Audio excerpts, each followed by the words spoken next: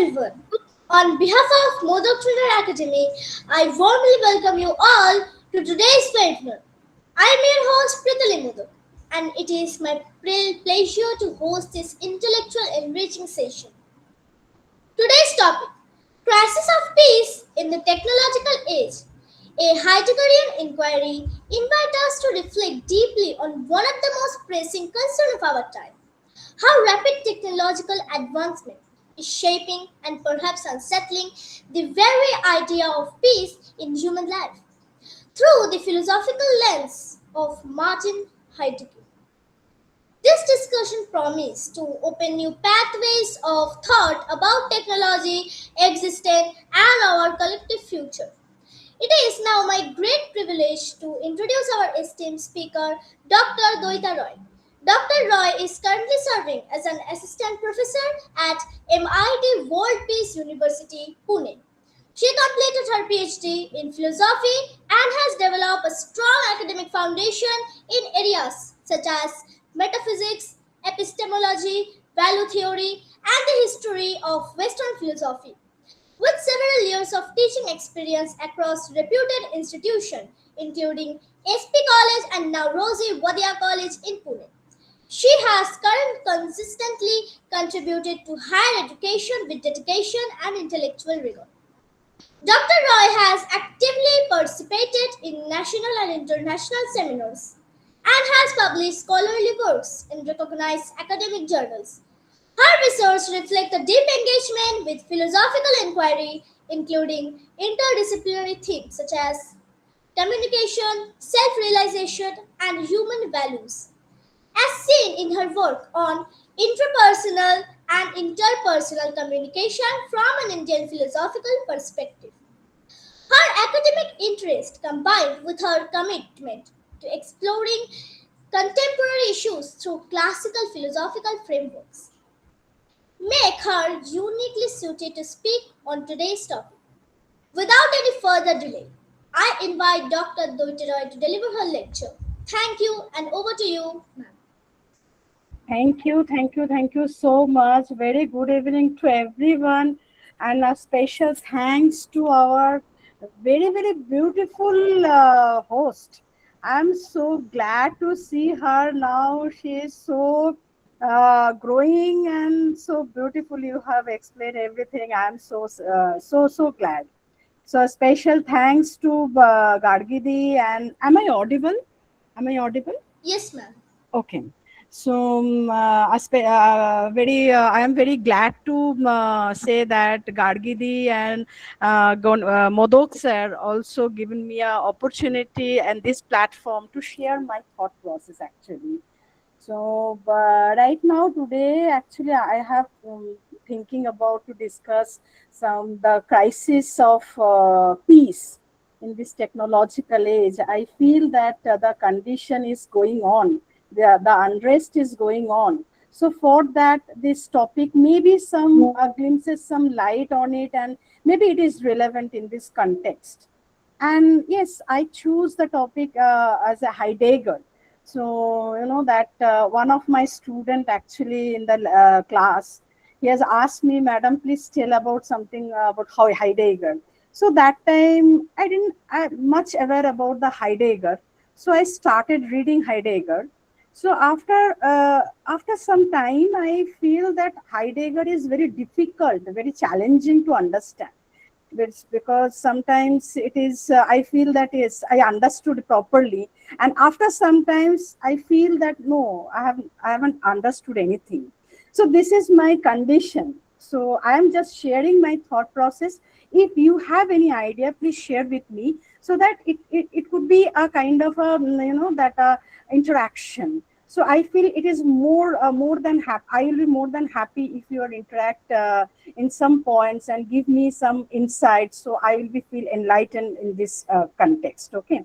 So right now I am just not wasting my so much time. I am sharing my PPTs. So with the PPTs, I am going to explain everything about his philosophy and all these things. So right now I'm sharing this PPT or PPT. Just wait.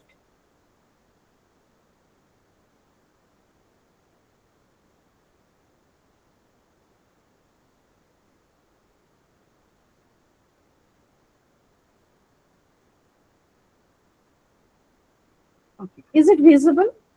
Yes, ma'am. Okay, thank you so much.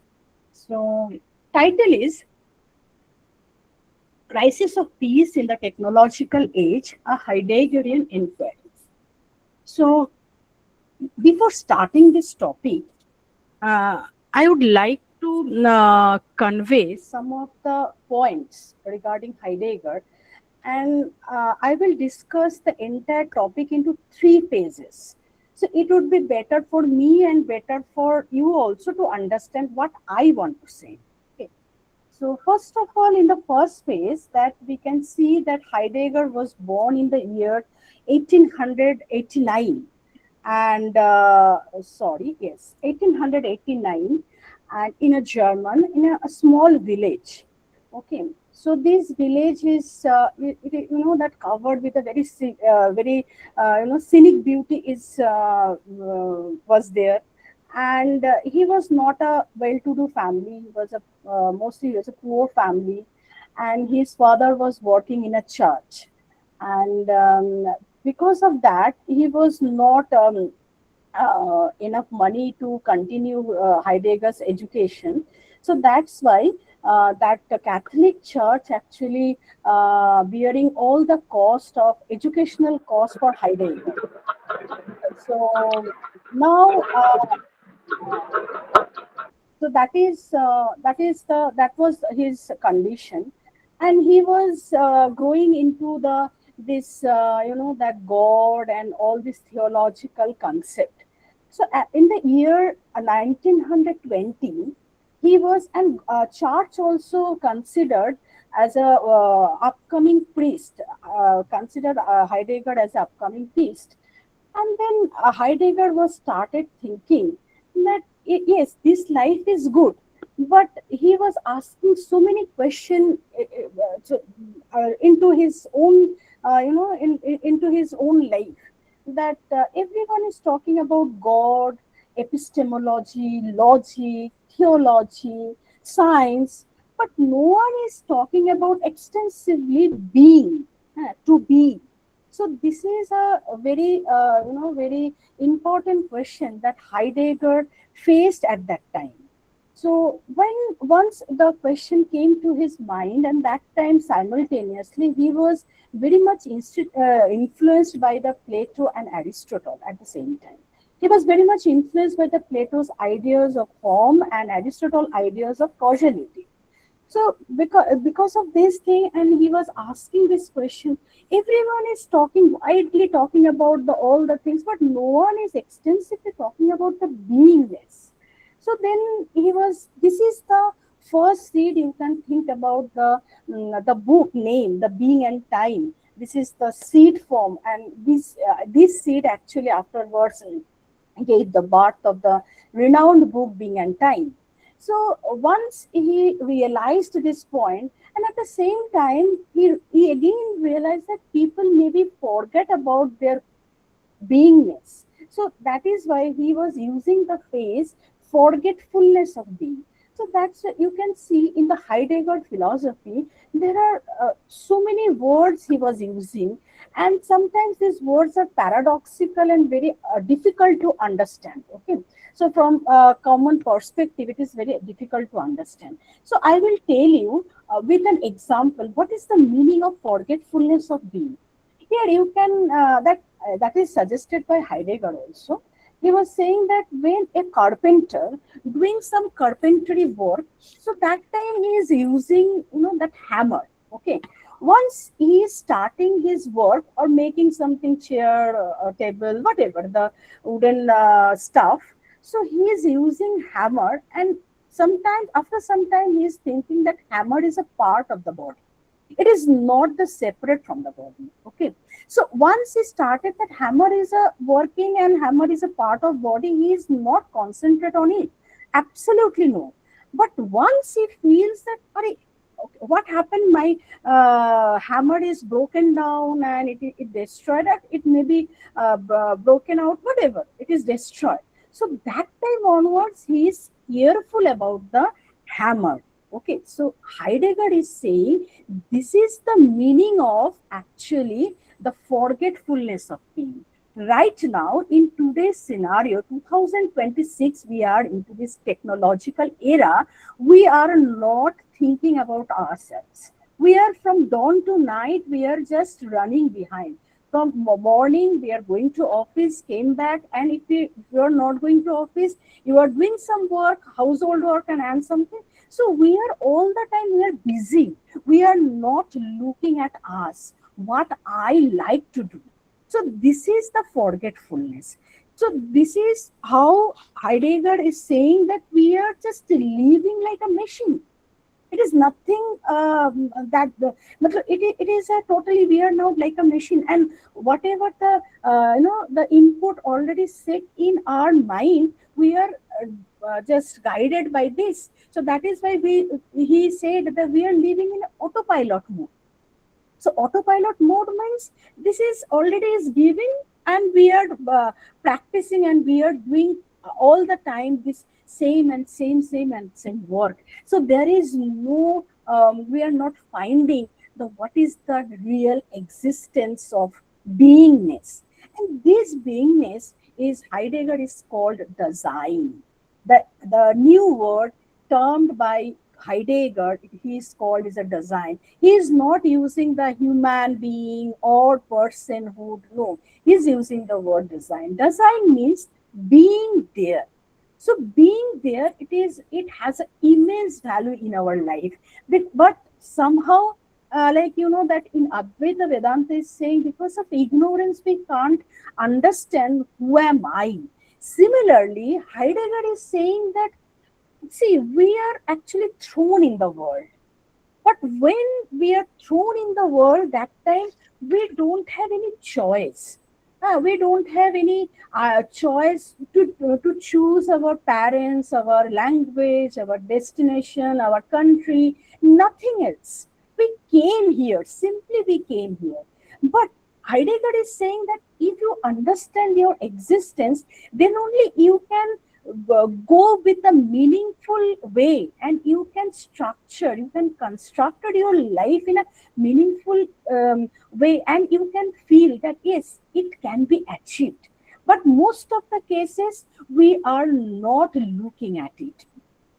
So in this context, I would like to say that, see, this is a basic question. I'm asking this question that once you feel that, yes, this is a concept that we have to understand the meaning of design that is being there.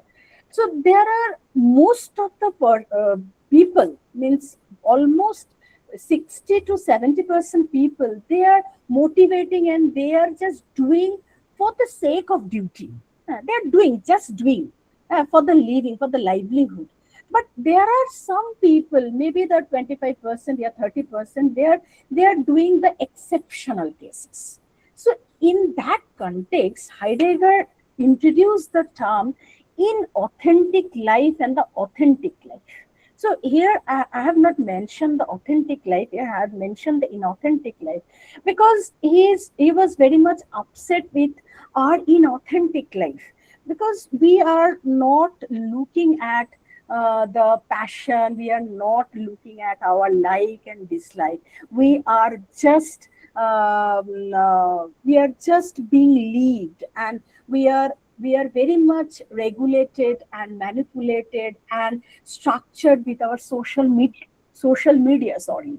So social media, how social media is guiding us, accordingly we are also guided. This life is called inauthentic life. There is no chance to improve yourself. So if you feel that, no, I don't want to follow this type of crowd, so you can just keep aside your thought process, and you can grow accordingly your beingness. Then only you can find, yes, my life is basically based on the authentic existence. That is Heidegger wanted to say in his book Being and Time. So after that, once this concept introduced by Heidegger, that in authentic life, so he the next contains that how to improve. It is basically this question came to us that how to improve that autopilot mode.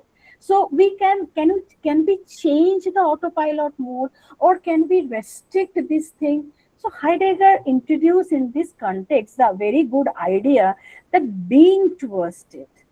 So my dear everyone, so I would like to say that being towards death, it doesn't mean that it is a threat. No, it is not a threat. It is he promoted the idea of freedom through the being towards death. Actually, being towards death, it talks about the see, once you know that my one day I may die, one day I will die, not may die, I will die one day. So your time is very limited, your time is very limited. So whatever the work you are doing, so do it as first as possible. So we are today talking about, okay, let it be tomorrow, I will complete this work tomorrow, or maybe the day after tomorrow. Don't tell this thing, because if you know that my date of return, it is already fixed, so you have to do work. So this is your freedom. So if you think always this in this way, so you will not involve yourself in a gossip or any mobile scrolling. No, you will not do it, because you know that every point, every time, every moment is precious for you. So this is very, very important idea. It is introduced by Martin Heidegger, and it is very helpful for our young generation, that they should know that every point of time very important, and we should respect our minute work also. So this is all together, this is his first phase. And in the first phase, if I summarize the first phase, so we can see that he was largely talking about the design, the existence, and searching the idea of design, where we can feel that we are not in the, we are not just flowing, that where the entire mass, entire crowd is going, I am something different from the crowd.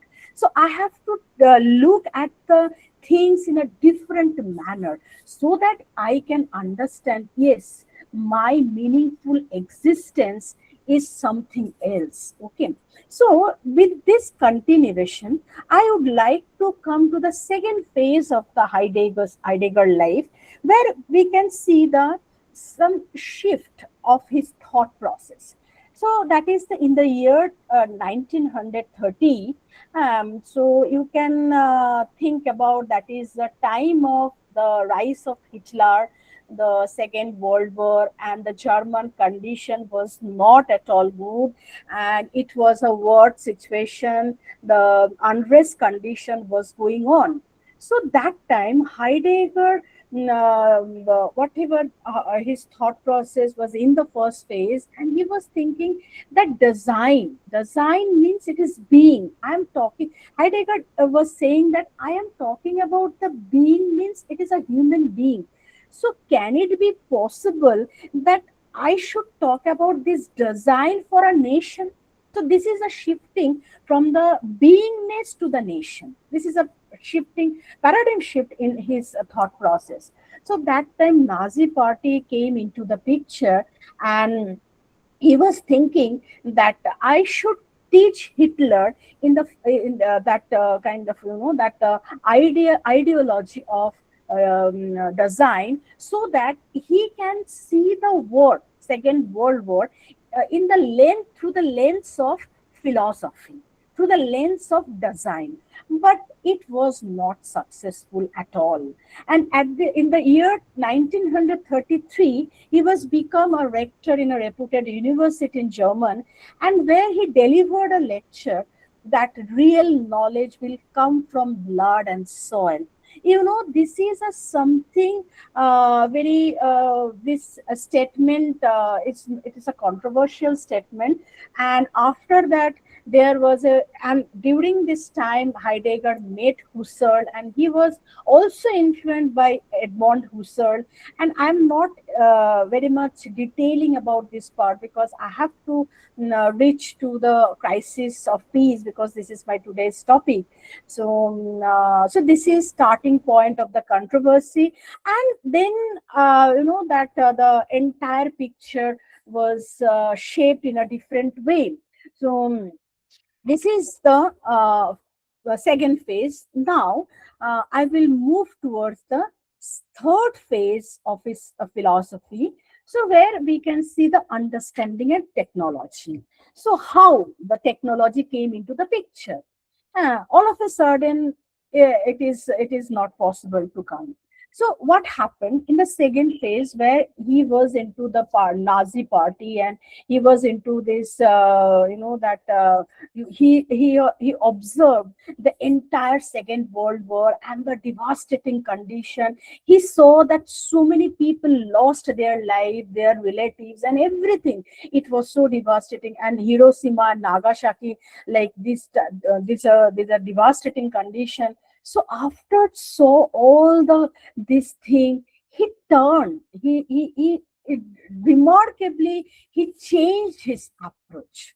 And if we go little back from the phase one and the phase two, where he was very proud to discover one, actually he discovered the idea design, and design is so, it was so powerful. And being, you are seeing the object whatever you want, you are seeing the object like this way. So this is a kind of, that ego was there.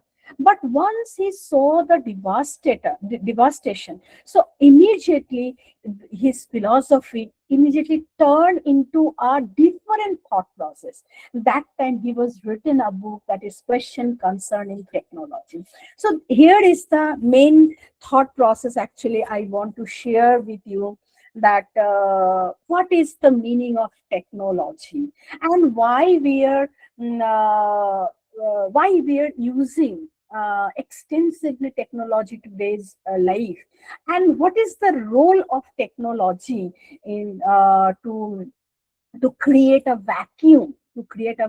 Because see, our existence is now very in a crucial stage. If you see, it is in the borderline. Any day we can go somewhere else. We don't know what will happen in everywhere. This is a kind of, that we are so anxious about the technological advancement. So now the point is, what is the meaning of technology? When I ask this question to my student, they are saying, ma'am, this is a mobile phone, this is a laptop, this is all the gadgets. They are talking about these are all technology. So this is a very redundant question you are asking, what is technology? But you know that Heidegger's conception of technology little bit different.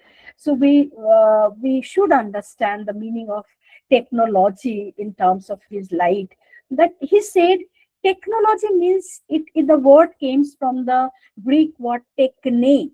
So here techne means, I will give you one example so that it will be easy for us to understand.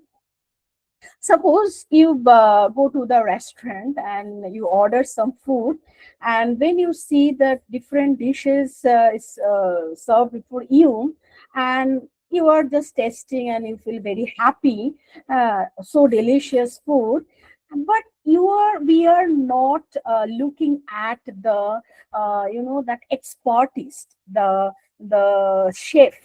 This is the it is the the potentiality when he cooks the food. So how much he is potential, so it is reflected through the food.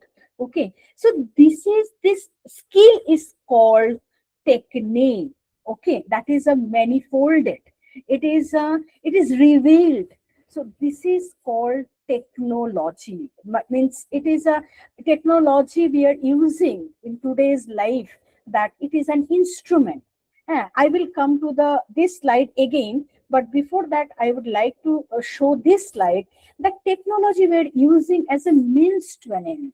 It is a human activity and we are using as an instrument. We are not understanding that technology means it is a revealing, means which is not there. But with your expertise, with your craftsmanship, with your artship, with your potentiality, you are just manifested it. It is just manifested.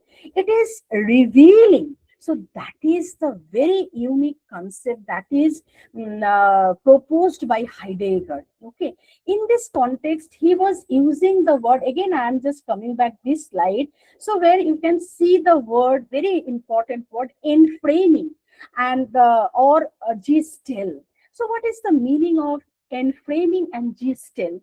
In short, I would like to say again with an example. So, suppose Heidegger is saying inframing means it is a kind of, that you are wearing a sunglass. Okay. So, if it is in Indian philosophy also, this we are using this example. If you are wearing a sunglass, you can see everything is black. Okay. Everything is black. So, means object is reflecting through your glass, it's a black. So when you remove your glass, you can say, okay, this is not a black, this is white. So similarly, when we wear a glass of distill, means you want to see the entire world in a form of work, in a form of activity. So this is all the time, you when you see something, always you are thinking, okay, I have to make something with it. So suppose technical person, when he is doing something, so obviously he is thinking about, okay, I can do something, I can create something with this thing. Suppose if the Heidegger is saying that if a technical person visited the place of the that forest, immediately he can think about, okay, I can sell, or not technical, or a businessman maybe. So he might be think about, there are so many very valuable woods, I can sell the woods and get the money. And I can maybe a promoter, nowadays the cutting the trees, this is a environment unrest condition is going on, because everywhere you can see the multiplexes. So one promoter visit one place, and he is seeing that, yes, this is a place where I can build my multiplex, so that would be very better. So this is a lens. So one promoter wears a glass where he can see all the time how much effectivity, means we are always seek to the that earning. Okay, earning, and we are not observing the object as it is. We are always observing that how much I can gain from it. That is called gestel, and that is our approach, and that's why we are using technology. And this idea leads to the another idea that is called standing reserve. And that it is a very very good applicable idea in today's life. So we are creating the reservoir, because now that everywhere we are human being also a standing reserve. In every company you can see the HR, that is a human resource. We are also treated as a resource, we are like a machine. And we are controlled by the social media, we are controlled by the technology. We are not controlling our technology, we are controlled by. We are just simply like a product. Okay, so that's why we are a resource. So this is how that Heidegger explained the idea of technology, and this is very threatening nowadays. So that's why in this book he's extensively discussed about that technology consists of three main claims. That one is technology, please don't think about it is an instrument. No, it is not at all instrument. It is the way to how to understand the world. It is not a human activity. It is there. We are just revealing. We are just manifested it. We are not doing the much more work, and it is the basically how you look at it. If you look at in a different aspect, if you look at in a your business purpose or reserve or purpose, so it develops a highest danger that is in today's life. It is happening everywhere. So if you see this slide, so I feel this is very important for everyone to understand this. It's a typical of the philosophical trajectory. So we should see technology from a philosophical perspective, so that we can save our humanity. So this is the main point, because from this idea we can start the next step, that is a crisis of peace. Now you may understood that if we are not using technology in its proper essence, so how could we preserve our humanity? Because we are now being trapped with that. So if you see this picture, it's a beautiful picture. How many, see, when you go somewhere else and if you see the entire Everest, this is a Kanchenjunga, beautiful Kanchenjunga. It's covered with a beautiful snow. So this is the resource. When you look at it and you can feel something, that is the craftsmanship, that is technology. Don't think about that we can make something. Yes, so you may ask the question, if we are not that doing something, means we, if you are not busy using our technology in that sense, so that progress development will not happen. So in that context, Heidegger was saying, no, I'm not denying the means technological instrument. You are not using technological instrument. You should use technological instrument, but it should be, it focus towards the humanity. So this is his actually claim. Okay. So already I told you that the world order actually nowadays it is a standing reserve. We are destroying the environmental balance. That's why you can see the global warming. Actually, I'm staying in Pune. So now normally what happened, Pune is little bit very weather wise it's very good.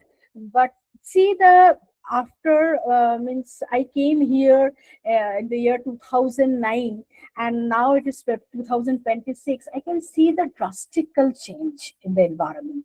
Why it is happening? Everywhere it is global warming. We are not caring our environment. We are not caring our that sustainability, the 16 SDGs. We are not caring. So that is how the things are. So basically, it is shaking. Our mother earth is crying, and we are also crying at the same point of time. So now this is the already I talked about this slide. So I am directly just see, this is a slide. Actually, we are Instagram, the Facebook, the this profile. Our life is now actually it is bounded by this thing. Okay, so how, this is the point. Now here I would like to share one point. Directly I will come to the this slide, that is a crisis of peace. So obviously, so if you consider that ancient life, or not ancient life, our grandparents life also, so that time actually before starting I just talked to Ganesh Modak sir, that we are our grandparents also, uh, their life before technological advancement, it was something else. Means they were not using mobile phone, but their life also, it was very good life, very productive life. Nowadays we are into this, and we are totally forgotten about the meditative thinking. So here the point is, that starting point, that we are not dividing between the calculative thinking and the meditative thinking. So always we are into the calculative thinking. If I am doing this, so how much gain I will get? What will happen after this? You will get something. This question comes to our mind. Everyone asking, after I do some project, will I get some benefit or not? If I am not getting any benefit, then I will not do. So this type of calculative thinking we are now it's using that all the time. So we are not thinking about the meditative thinking. In this context, Heidegger was proposing the idea that technology is something that we can overcome, and we can understand this condition through art and literature. To art and literature, where you can see the actuality. We can see the potentiality. We can see that there is some the transforming kind of thought process, where that's why he was talking about the technological thinking. If we are think about the techno spirituality, then only we can flourish. Otherwise, it would be very difficult for us to grow more and more in the advanced level. Okay. So if we see this is a picture, it is an abundant picture. So that's why he is saying, if the things is out of control, how to gain, how to save the power. So this is the free relation to the technology, and there is a connection, a technological connection with the environment, and as with environment, as well as our human beingness with the design. So there is a internal connection. We have to discover this connection. So this is the towards a new piece. This idea is about the techno science to techno spirituality. So where Heidegger was talking about the more and more about the humanity. So humanity, the idea of design, idea of meditative thinking can reflect through our understanding. So this is the concluding thought.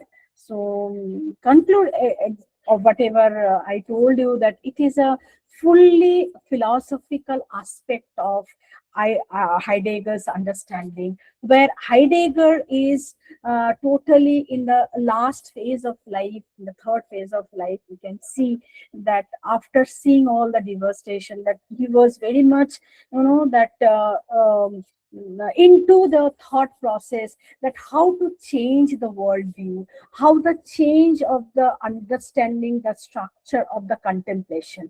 So the contemplation is the only way where we can think differently, and all the time not just flooded, not just flow with the normal crowd. So think about that you are that different entity, and do the things in a differently. So that is how Heidegger was aiming, that it may lead to the path of sustainable peace and harmony. Otherwise, it would be very difficult because what we feel, because the generation, the present generation, and the upcoming generation, what will happen, we don't know, because we should protect our future upcoming, because whatever the things happen to us, so this is already done, but we should preserve the next life and next future, next generation. So that is our the target. So that's why I feel, in some sense, Heidegger's philosophy, and it basically his idea of technology today is very relevant, and everyone should learn, everyone should think about that, what we are using, what type of missiles and bombs, and why we are creating this type of trouble to the one community. because whosoever creating this trouble, but the common mass, common people, they are suffering a lot. So this is the high time to think about the idea of Heidegger, and where the existential kind of the thought process. That's why that from in the I can see in upcoming generation, they are very much curious about to know the existence. What is my existence? Where is my existence? And why we are talking about this kind of thing. And at the age and the last phase of his age, he was trying to tend towards the Indian Eastern thought, and he was thinking that Eastern thought could find this solution for peace, because he is not talking about extensively peace. He was only talking about that if we are using technology, and don't think about that you are a product. You are not a product. Don't think that you are not just already. Actually, what happened, we sold. Yeah, we are being sold actually. So please try to think that we should control over it. So then only you can get peace and harmony, and that can find maybe in the Eastern thought, maybe in the Western thought, because Eastern thought, it is talking extensively. They are talking about this thing. So yes, so this is overall my point.